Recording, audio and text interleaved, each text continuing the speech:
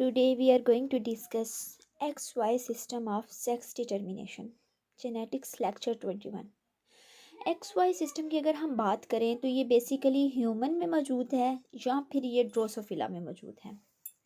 अगर हम ह्यूमन की बात करें तो इसमें टोटल नंबर ऑफ क्रोमोसोम्स कितने हैं? 46, जो कि 23 पेयर्स की फॉर्म में होते हैं।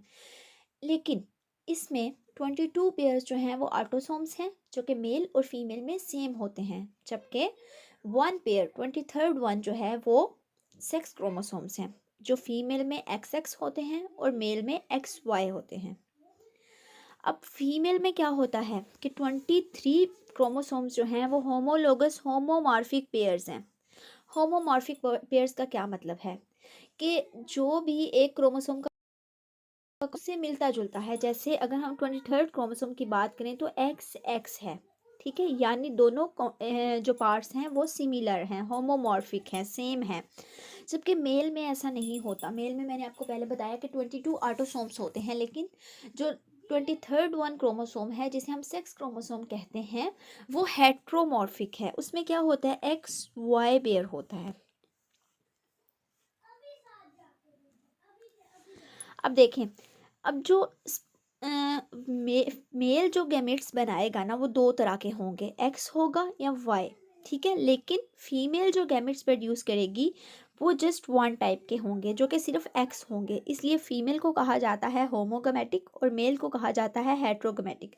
उसके बाद फर्टिलाइजेशन होती है, और जो प्रोबेबिलिटी है ऑफ स्प्रिंग कौन सा प्रोड्यूस होगा, मेल होगा या फीमेल होगी, तो ये 50-50 है। इक्वल चांसेस होते हैं डॉटर के या सन की बर्थ के। फॉर एग्जांपल अगर एक्स जो है वो मिल जाएगा एक्स के साथ, तो फिर क्या होगा, डॉटर, ठीक है, क्योंकि 23rd क्रोमोसोम सेम हो गया है, XX, और XX किस चीज़ को रिप्रेजेंट कर रहा है, फीमेल को। जबकि अगर X जो है वो मिल जाएगा Y के साथ, फर्टिलाइजेशन हो जाएगी, जाइगोट बन जाएगा, तो XY जो है ये मेलनेस को डिटरमाइन कर रहा है, सन को। ड्रोसोफिला में भी यही सिस्टम होता है, लेकिन ड्रोसोफिला का जो वाई क्रोमोसोम होता है वो 20% बड़ा होता है as compared to X chromosome. अब ह्यूमन और ड्रोसोफिला दोनों में फीमेल जो है वो XX हैं और मेल जो है XY हैं। अब यहाँ पे एक क्वेश्चन राइज होता है कि मेलनेस किस वजह से है, एब्सेंस ऑफ वाई क्रोमोसोम की वजह से है या सेकेंड एक्स क्रोमोसोम की एब्सेंस की वजह से है, ठीक है। अब इस प्रॉब्लम को सॉल्व किया जा सकता है with odd number of individuals. अब ये ऑड नंबर ऑफ इंडिविजुअल्स कौन से होते हैं, ऐसे इंडिविजुअल्स जिसमें क्रोमोसोम का नंबर जो होता है वो ऑड होता है, यानी 23 पेयर्स से या तो कम होगा या फिर ज़्यादा होगा। इसमें हमारे पास दो तरह के इंडिविजुअल्स आ सकते हैं, एनोप्लॉइड और या फिर पोलीप्लॉइड। पोलीप्लॉइड अगर हम बात करें तो ट्रिप्लॉइड्स हो सकते हैं, टेट्राप्लॉइड हो सकते हैं, ठीक है। इसके अलावा ऐसे इंडिविजुअल्स जिसमें क्रोमोसोम नंबर कम है, जिन्हें हम क्या कहते हैं, एनोप्लॉइड्स।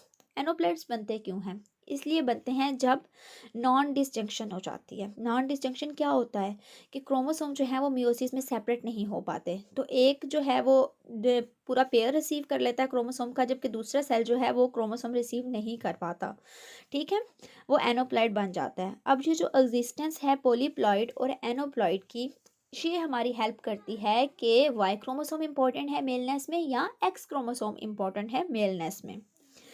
अब अगर हम बात करते हैं ड्रोसोफिला फ्रूट फ्लाई की, तो उसमें क्या होता है, अब यहाँ पे हमारे पास दो हाइपोथेसिस बन जाते हैं। वाई जो है वो मेल डिटरमाइनिंग हो तो X0 इंडिविजुअल को फीमेल होना चाहिए, ठीक है, यही बात है ना। अगर हमने कहा ना कि यहाँ एक्स क्रोमोसोम जो सेकंड वन है उसकी एब्सेंस जो है वो मेलनेस डिटरमाइन कर रही है, या फिर जो वाई क्रोमोसोम की प्रेजेंस है वो मेलनेस डिटरमाइन कर रही है। तो अगर वाई क्रोमोसोम जो है वो मेलनेस डिटरमाइन कर रहा है तो X0 इंडिविजुअल को फीमेल होना चाहिए।